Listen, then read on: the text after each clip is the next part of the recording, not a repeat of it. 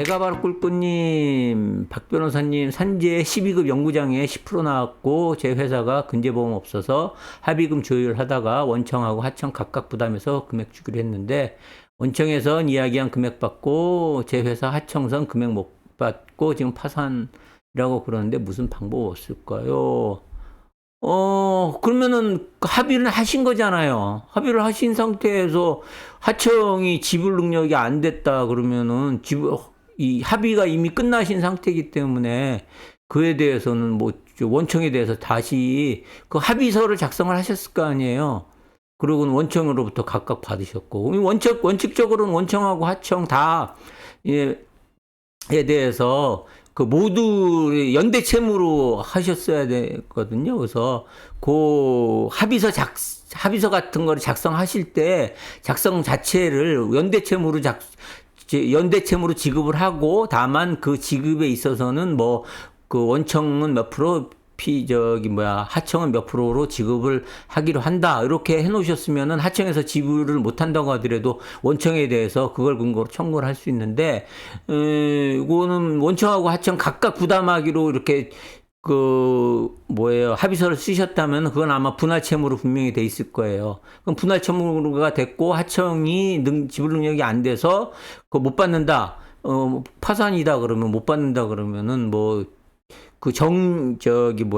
정리한다고 해도 파산 재단으로 해갖고, 나머지 재산 정리한다고 해도 얼마나, 5%나 받을까요? 10%나? 왜?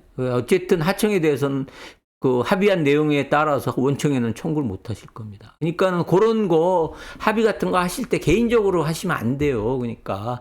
그래서 조금 비용이 들더라도 변호사의 도움을 받으라고 하는 것도 이런 것 때문이거든요. 손해배상 할 때는.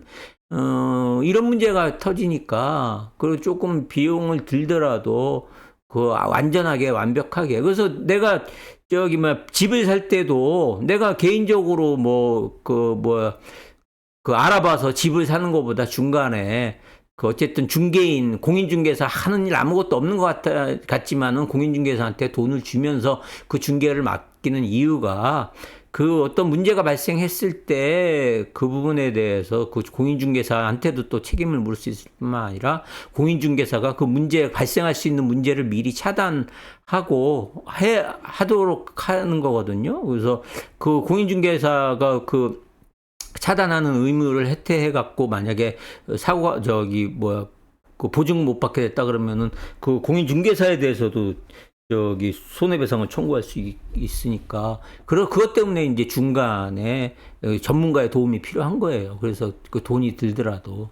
그래서 지금 몇 번을 말씀드리지만 요양급여 신청이나 장애급여 청구 이런 것들 자체는 굳이 도움이 필요 없어도 사고성 재해의 경우에는 변호사나 노무사의 도움이 필요 없다고 몇 번을 말씀드리지만은 질병성 재해, 그다음에 과로성 재해 이런 것들은 반드시 도움이 필요하고, 그다음에 손해배상 합의나 손해배상 절차의 경우에도 반드시 변호사의 도움이 필요하다라고 말씀을 드린 게 그건 거예요. 예.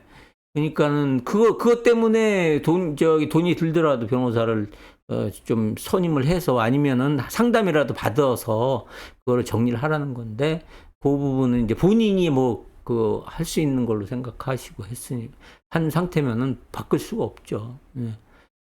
신차님 들어오셨네요. 안녕하세요. 반갑습니다.